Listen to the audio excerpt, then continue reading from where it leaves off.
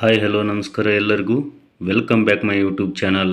ಇವತ್ತಿನ ವಿಡಿಯೋದಲ್ಲಿ ನಮ್ಮ ಕರ್ನಾಟಕ ರಾಜ್ಯದಲ್ಲಿ ಇರತಕ್ಕಂತಹ ಜಿಲ್ಲೆಯ ವ್ಯಾಪ್ತಿಯಲ್ಲಿ ಬರತಕ್ಕಂತಹ ಅನೇಕ ಗ್ರಾಮ ಪಂಚಾಯತಿಗಳಲ್ಲಿ ಖಾಲಿ ಇರತಕ್ಕಂತಹ ಗ್ರಂಥಾಲಯ ಮತ್ತು ಮಾಹಿತಿ ಕೇಂದ್ರದ ಮೇಲ್ವಿಚಾರಕರ ಹುದ್ದೆಗಳಿಗೆ ನೇಮಕಾತಿ 2024ರಲ್ಲಿ ಮಾಡಲಾಗಿದ್ದು, ಸೊ ಆ ಒಂದು ನೇಮಕಾತಿಗೆ ನಾವು ಯಾವೆಲ್ಲ ಅರ್ಜಿಯನ್ನು ಸಲ್ಲಿಸಬೇಕು, ಹೇಗೆ ಸಲ್ಲಿಸಬೇಕು ಅಂತಕ್ಕಂಥ ಮಾಹಿತಿಯನ್ನು ನಾನು ಈ ವಿಡಿಯೋದಲ್ಲಿ ತಿಳಿಸ್ಕೊಡ್ತಾ ಇದ್ದೀನಿ.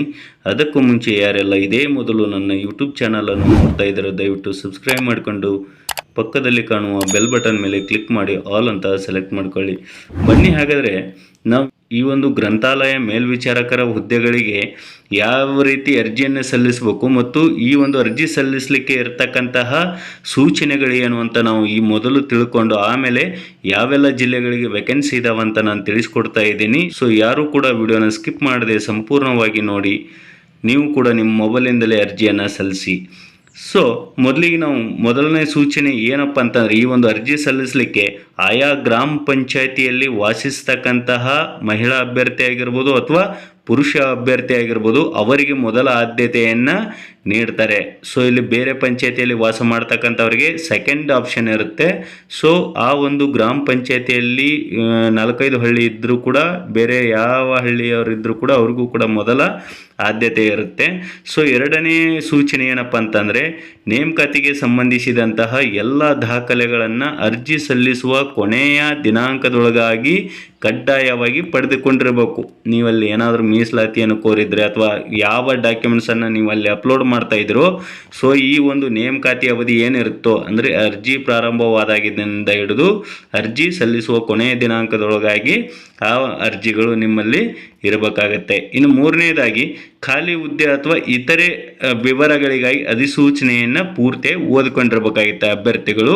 ಇವಿಷ್ಟು ಸೂಚನೆಗಳಾಗಿದ್ದಾವೆ.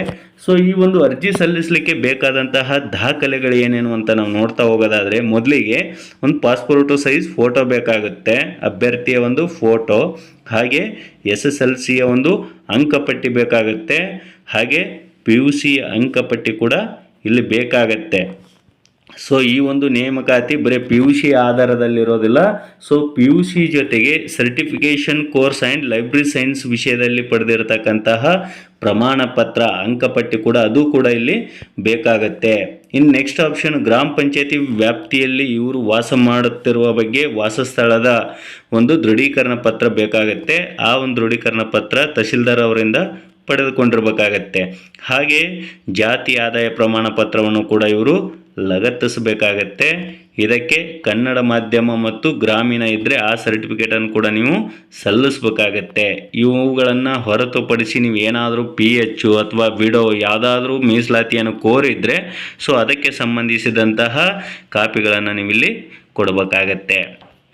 ಸೊ ಈ ರೀತಿಯಾಗಿ ನೀವು ಎಲ್ಲ ಡಾಕ್ಯುಮೆಂಟ್ಸ್ಗಳನ್ನು ರೆಡಿ ಮಾಡ್ಕೊಂಡಾದ್ಮೇಲೆ ಸೊ ಇಲ್ಲಿ ಸೇವಾ ಸಿಂಧು ಪೋರ್ಟಲಲ್ಲಿ ನೀವು ಅರ್ಜಿಯನ್ನು ಸಲ್ಲಿಸಬಹುದಾಗಿದೆ. ಸೊ ನಂತರ ಈಗ ಯಾವೆಲ್ಲ ಜಿಲ್ಲೆಗಳಿಗೆ ಇದನ್ನು ಕರೆಯಲಾಗಿದೆ ಅಂತ ನಾವು ನೋಡೋದಾದರೆ, ಈಗ ಸದ್ಯಕ್ಕೆ ಬಾಗಲಕೋಟೆ ಜಿಲ್ಲೆಗೆ ಕರೆದಿದ್ದಾರೆ. ಸೊ ನೀವು ಬಳಸ್ತಕ್ಕಂಥ ಯಾವುದಾದ್ರೂ ಒಂದು ಬ್ರೌಸರಲ್ಲಿ ಬಾಗಲಕೋಟೆ ಡಿಸ್ಟಿಕ್ ಅಂತ ನೀವು ಟೈಪ್ ಮಾಡಿ ಸರ್ಚ್ ಕೊಟ್ಟರೆ ಈ ಥರ ಬರುತ್ತೆ. ಫಸ್ಟ್ ಆಪ್ಷನನ್ನು ಸೆಲೆಕ್ಟ್ ಮಾಡ್ಕೋಬೇಕಿಲ್ಲಿ. ಸೊ ನಂತರ ಬಾಗಲಕೋಟೆ ಡಿಸ್ಟಿಕ್ಕಿನ ಒಂದು ಹೋಮ್ ಪೇಜ್ ನಿಮಗೆ ಕಾಣಿಸುತ್ತೆ ಇಲ್ಲಿ. ಸೊ ಯಾವೆಲ್ಲ ಜಿಲ್ಲೆಗಳಿಗೆ ಕನ್ಫರ್ಮ್ ಆಗಿದಾವೋ ಸೊ ನಿಮ್ಮ ಒಂದು ಜಿಲ್ಲೆಯ ಒಂದು ವೆಬ್ಸೈಟ್ಗೆ ನೀವು ಹೋಗಬೇಕಾಗತ್ತೆ. ಸೊ ನಾನು ಉದಾಹರಣೆಯಾಗಿ ಒಂದು ಜಿಲ್ಲೆಗೆ ನಾನಿಲ್ಲಿ ತೋರಿಸ್ಕೊಡ್ತಾ ಇದ್ದೀನಿ. ಸೊ ನೀವು ಕೂಡ ನೀವು ಬೇರೆ ಜಿಲ್ಲೆಯವರಾಗಿದ್ದರೆ ಈ ರೀತಿ ಸರ್ಚನ್ನು ಕೊಡಿ, ನಿಮ್ಮ ಜಿಲ್ಲೆಯ ಹೆಸರನ್ನು ಹಾಕಿ ಸರ್ಚ್ ಕೊಡಬೇಕಾಗುತ್ತೆ. ನಂತರ ಸ್ಕ್ರೋಲ್ ಡೌನ್ ಮಾಡ್ತಾ ಬಂದಾಗ ಇಲ್ಲಿ ಕೆಳಗೆ ಕಾಣಿಸುತ್ತೆ ನಿಮಗೆ, ಇಲ್ಲಿ ಈ ಥರ ಬಾಗಲಕೋಟೆ ಜಿಲ್ಲೆಯ ವ್ಯಾಪ್ತಿಯ ಗ್ರಾಮ ಪಂಚಾಯತಿಗಳಲ್ಲಿ ಗ್ರಾಮ ಪಂಚಾಯತಿ ಗ್ರಂಥಾಲಯ ಹಾಗೂ ಮಾಹಿತಿ ಕೇಂದ್ರಗಳ ಮೇಲ್ವಿಚಾರಕರ ಖಾಲಿ ಹುದ್ದೆಗಳ ನೇಮಕಾತಿ ಅಂತ ಕಾಣುತ್ತಲ್ಲ, ಅದರ ಮೇಲೆ ನೀವು ಇಲ್ಲಿ ಕ್ಲಿಕ್ ಮಾಡಿಕೊಳ್ಬೇಕು.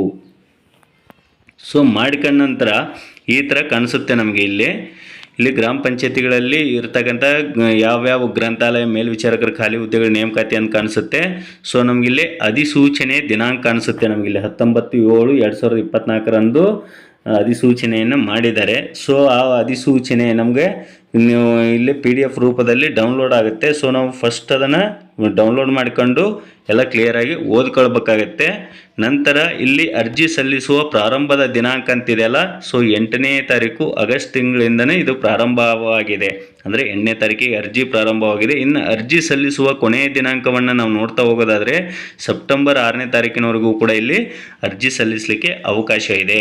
ಸೊ ನೀವು ಈ ಒಂದು ಅರ್ಜಿ ಸಲ್ಲಿಸಲಿಕ್ಕೆ ಲಿಂಕ್ ಕೂಡ ಈ ಒಂದು ವೆಬ್ಸೈಟ್ನಲ್ಲೇ ಸಿಗುತ್ತೆ. ಒಂದು ವೇಳೆ ನಿಮ್ಗೆ ಅಲ್ಲಿ ಹೋಗ್ಲಿಕ್ಕೆ ಆಗಲಿಲ್ಲ ಅಂದರೆ ನನ್ನ ಈ ವಿಡಿಯೋದ ಕೆಳಗೆ ನಾನು ಲಿಂಕನ್ನು ಕೊಟ್ಟಿರ್ತೀನಿ. ಸೊ ನೀವು ಅಲ್ಲಿಂದಲೇ ಕೂಡ ನೀವು ಡೈರೆಕ್ಟ್ ಅಪ್ಲಿಕೇಶನನ್ನು ಸಲ್ಲಿಸ್ಬೋದಾಗಿದೆ. ಸೊ ಇಲ್ಲಿ ಅಧಿಸೂಚನೆಯನ್ನು ನಾವು ಡೌನ್ಲೋಡ್ ಮಾಡ್ಕೊಂಡ್ರೆ ಸೊ ಈ ಥರ ಬರುತ್ತೆ. ಜಿಲ್ಲಾ ಪಂಚಾಯತ್ ಬಾಗಲಕೋಟ್ ಅಂತ ಅಧಿಸೂಚನೆ. ಬಾಗಲಕೋಟೆ ಜಿಲ್ಲೆ ವ್ಯಾಪ್ತಿಯಲ್ಲಿರ್ತಕ್ಕಂತಹ ಗ್ರಾಮ ಪಂಚಾಯತ್ ಗ್ರಂಥಾಲಯ ಮೇಲ್ವಿಚಾರಕರ ಹುದ್ದೆಗಳ ನೇಮಕಾತಿ ಮಾಡುವ ಬಗ್ಗೆ ಅಂತಿದೆ. ಸೊ ಇಲ್ಲಿ ಈಗಾಗಲೇ 3 ಗ್ರಾಮ ಪಂಚಾಯತಿಗಳಲ್ಲಿ ನಿಗದಿಪಡಿಸಿದಂತಹ ಮೀಸಲಾತಿಗೆ ಸಂಬಂಧಪಟ್ಟ ಅರ್ಜಿಗಳು ಸ್ವೀಕೃತಿಯಾಗದೇ ಇರುವುದರಿಂದ ಸದರಿ 3 ಗ್ರಾಮ ಪಂಚಾಯತಿಗಳ ಮೇಲ್ವಿಚಾರಕರ ಹುದ್ದೆ ಹಾಗೂ ವಯೋನಿವೃತ್ತಿಯಿಂದ ಖಾಲಿಯಾಗಿರ್ತಕ್ಕಂಥ ಹುದ್ದೆಗಳನ್ನು ಭರ್ತಿ ಮಾಡಲು ಅರ್ಹ ಅಭ್ಯರ್ಥಿಗಳಿಂದ ಆನ್ಲೈನ್ ಮೂಲಕ ಅರ್ಜಿಗಳನ್ನು ಆಹ್ವಾನಿಸಲಾಗಿದೆ. ಸೊ ಅಭ್ಯರ್ಥಿಗಳು ಯಾವುದೇ ರೀತಿಯಾದಂಥ ಆಫ್ಲೈನ್ ಮೂಲಕ ಅರ್ಜಿಯನ್ನು ಸಲ್ಲಿಸುವ ಹಾಗಿಲ್ಲ. ಸೊ ಕಂಪ್ಲೀಟಾಗಿದು ಆನ್ಲೈನ್ ಪ್ರೋಸೆಸ್ ಆಗಿರುವ ಕಾರಣ ಸೊ ನೀವು ಆನ್ಲೈನ್ ಮೂಲಕನೇ ಇಲ್ಲಿ ಅರ್ಜಿಯನ್ನು ಸಲ್ಲಿಸಬೇಕಾಗತ್ತೆ. ಇಲ್ಲಿ ಒಟ್ಟು ಹುದ್ದೆಗಳ ಹೆಸರು ಏನಂತ ನಾವು ನೋಡೋದಾದ್ರೆ ಗ್ರಾಮ ಪಂಚಾಯತಿ ಗ್ರಂಥಾಲಯ ಮತ್ತು ಮಾಹಿತಿ ಕೇಂದ್ರಗಳ ಮೇಲ್ವಿಚಾರಕರು ಅಂತ ಇದೆ. ಸೊ ಖಾಲಿ ಇರುವ ಹುದ್ದೆಗಳ ಸಂಖ್ಯೆ ಎಷ್ಟು? ಒಟ್ಟು 4. ಸದ್ಯಕ್ಕೆ 4 ಹುದ್ದೆಗಳಿಗೆ ಅವರು ಅರ್ಜಿಯನ್ನು ಆನ್ಲೈನ್ ಮೂಲಕ ಕರೆದಿದ್ದಾರೆ. ಸೊ ಆ ಮೀಸಲಾತಿ ವರ್ಗವನ್ನು ಕೂಡ ಇಲ್ಲಿ ಕೊಟ್ಟಿದ್ದಾರೆ, ಯಾವ್ಯಾವ ಮೀಸಲಾತಿ ಇದೆ, ಯಾರೆಲ್ಲ ಅರ್ಜಿ ಸಲ್ಲಿಸ್ಬೋದು ಅಂತ. ಸೊ ನೀವು ಕೂಡ ಇದೊಂದು ಅಧಿಸೂಚನೆಯನ್ನು ಡೌನ್ಲೋಡ್ ಮಾಡ್ಕೊಂಡು ನೀವು ಕೂಡ ಕ್ಲೀನಾಗಿ ಓದ್ಕೊಳ್ಬೇಕಾಗತ್ತೆ. ಸೊ ನಂತರ ಯಾವೆಲ್ಲ ತಾಲೂಕುಗಳು ಮತ್ತು ಗ್ರಾಮ ಪಂಚಾಯತಿ ಹೆಸರು ಮೀಸಲಾತಿ ವಿವರವನ್ನು ಕೊಟ್ಟಿದ್ದಾರೆ. ಸೊ 4 ಹುದ್ದೆಗಳಿಗೆ ಅರ್ಜಿ ಕರೆದಿದ್ರೆ ಬಾದಾಮಿ, ಬಾಗಲಕೋಟ, ಹುಣಗುಂದ, ಜಮಖಂಡಿ ಇದು ತಾಲೂಕುಗಳ ಹೆಸರಾದರೆ ಗ್ರಾಮ ಪಂಚಾಯತಿ ಹೆಸರು ಹಾಲಿಗೇರ, ದೇವನಾಳ, ಹಾವರ್ಗಿ, ಕಂಕನವಾಡಿ ಈ ರೀತಿಯಾದ ಗ್ರಾಮ ಪಂಚಾಯತಿಗಳಿಗೆ 4 ಅರ್ಜಿಗಳನ್ನು ಕರೆದಿದ್ದಾರೆ. ಸೊ ಇದರ ಒಂದು ಅರ್ಜಿ ಸಲ್ಲಿಸುವ ದಿನಾಂಕ ಕೊನೆಯ ದಿನಾಂಕ 8/8/2024ರಿಂದ 6/9/2024ರವರೆಗೆ ಇರುತ್ತೆ. ಇನ್ನು ಇದರ ಅರ್ಜಿ ಶುಲ್ಕ ಕೆಲವು ವಿಡಿಯೋಗಳಲ್ಲಿ ಅರ್ಜಿ ಶುಲ್ಕವನ್ನು ಕಟ್ಟುವ ಆಗಿಲ್ಲ ಅಂತ ಹೇಳ್ತಿದ್ದಾರೆ. ಸೊ ಹಾಗೆ ಇರೋದಿಲ್ಲ, ಇಲ್ಲಿ ಅಧಿಸೂಚನೆಯಲ್ಲೇ ಕೊಟ್ಟಿದ್ದಾರೆ. ಸೊ ಸಾಮಾನ್ಯ ಅಭ್ಯರ್ಥಿಗಳು 500 ರೂಪಾಯಿಯನ್ನು ಕಟ್ಟಬೇಕಾಗತ್ತೆ ಇಲ್ಲಿ ಅರ್ಜಿ ಶುಲ್ಕ ಅಂತೇಳಿ. ಸೊ ಇಲ್ಲಿ 2A, 2B, 3A, 3B ಅಭ್ಯರ್ಥಿಗಳು 300 ರೂಪಾಯಿಯನ್ನು ಶುಲ್ಕವನ್ನು ಪಾವತಿಸಬೇಕಾಗತ್ತೆ. ಅದೇ ರೀತಿಯಾಗಿ SC, ST ಮತ್ತು ಕ್ಯಾಟಗರಿ 1 ಮತ್ತು ಮಾಜಿ ಸೈನಿಕರ ಅಭ್ಯರ್ಥಿಗಳು ಯಾರಾದರೂ ಇದ್ದರೆ 200 ರೂಪಾಯಿನ ಅವರು ಪಾವತಿ ಮಾಡಬೇಕಾಗತ್ತೆ. ಇನ್ನು PH ಕ್ಯಾಂಡಿಡೇಟ್ಗಳಿಗೆ, PH ಅಭ್ಯರ್ಥಿಗಳಿಗೆ ಎನಿ ಕಾಸ್ಟ್ ಅವರು 100 ರೂಪಾಯಿಯನ್ನು ಪಾವತಿ ಮಾಡಬೇಕಾಗತ್ತೆ. ಇನ್ನು ಶುಲ್ಕ ಪಾವತಿ ಮಾಡ್ತಕ್ಕಂಥ ವಿಧಾನವನ್ನು ಅವರು ಹೇಳಿದ್ದಾರೆ. ಚಲನನ್ನು ನಾವು ತೆಗೆದುಕೊಳ್ಬೇಕಾಗುತ್ತೆ ಬ್ಯಾಂಕಿಗೆ ಹೋಗಿ. ಸೊ ಬ್ಯಾಂಕಿನಲ್ಲಿ ಚಲನ್ ಯಾರ ಹೆಸರಲ್ಲಿ ತೆಗೆಸ್ಬೇಕು ಅಂತಕ್ಕಂಥದ್ದನ್ನು ಕೊಟ್ಟಿದ್ದಾರೆ ಅವರು. CEO ಮತ್ತು ಜಿಲ್ಲಾ ಪಂಚಾಯತ್ ಅವರ ಹೆಸರಿಗೆ ನಾವು ಅಮೌಂಟನ್ನು ಪೇ ಮಾಡಬೇಕಾಗತ್ತೆ. ಸೊ ಇಲ್ಲಿ ಅಧಿಸೂಚನೆ ಕೆಳಗೆ ವೆಬ್ಸೈಟ್ ಲಿಂಕ್ ಕೊಟ್ಟಿದ್ದಾರೆ. ಇಲ್ಲಿ ಹುದ್ದೆಗಳಿಗೆ ಅರ್ಜಿ ಸಲ್ಲಿಸಲು ಇರತಕ್ಕಂಥ ಒಂದು ಅಪ್ಲಿಕೇಶನ್ ಲಿಂಕ್ ಐತಲ್ಲ, ಸೊ ಆ ಒಂದು ಅಪ್ಲಿಕೇಶನ್ ಲಿಂಕ್ ಮೇಲೆ ಇಲ್ಲಿ ಕ್ಲಿಕ್ ಮಾಡ್ಕೊಳ್ಬೇಕಾಗತ್ತೆ ಇಲ್ಲಿ. ಸೊ ಅದು ಏನಾಗುತ್ತೆ ಅಂದರೆ ಇಲ್ಲಿ ಎಕ್ಸ್ಟರ್ನಲ್ ವೆಬ್ಸೈಟಿಗೆ ಅದು ಹೋಗುತ್ತೆ. ಸೊ ನೀವು ಇಲ್ಲಿ ಓಕೆ ಅಂತ ಕೊಟ್ಕೊಳ್ಳಿ ಇಲ್ಲಿ. ಸೊ ನಂತರ ಅದು ಸೇವಾ ಸಿಂಧು ವೆಬ್ಸೈಟಿಗೆ ಅದು ಲಾಗಿನ್ ಆಗುತ್ತೆ. ಸೊ ಈ ರೀತಿಯಾಗಿ ನಿಮಗೆ ಒಂದು ಗ್ರಂಥಾಲಯ ಮೇಲ್ವಿಚಾರಕರಿಗೆ ಸಂಬಂಧಿಸಿದಂಥ ಒಂದು ಆನ್ಲೈನ್ ಅರ್ಜಿ ಇಲ್ಲಿ ಓಪನ್ ಆಗುತ್ತೆ. ಸೊ ಇಲ್ಲಿ ಎಲ್ಲ ವಿವರಗಳನ್ನು ಭರ್ತಿ ಮಾಡಿಕೊಂಡು ನಂತರ ಇಲ್ಲಿ ಸಬ್ಮಿಟ್ ಕೊಟ್ಟರೆ ನಿಮ್ಮ ಒಂದು ಅರ್ಜಿ ಸಬ್ಮಿಟ್ ಆಗುತ್ತೆ.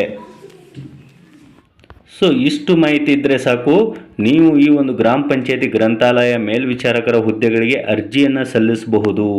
ಸೊ ಈ ಒಂದು ವಿಡಿಯೋ ನಿಮಗೆ ಉಪಯುಕ್ತ ಅನಿಸಿದರೆ ದಯವಿಟ್ಟು ಲೈಕ್ ಮಾಡಿ, ಶೇರ್ ಮಾಡಿ, ಹಾಗೆ ಸಬ್ಸ್ಕ್ರೈಬ್ ಮಾಡಿ ಅಂತ ಹೇಳ್ತಾ ಎಲ್ಲರಿಗೂ ವಂದನೆಗಳು.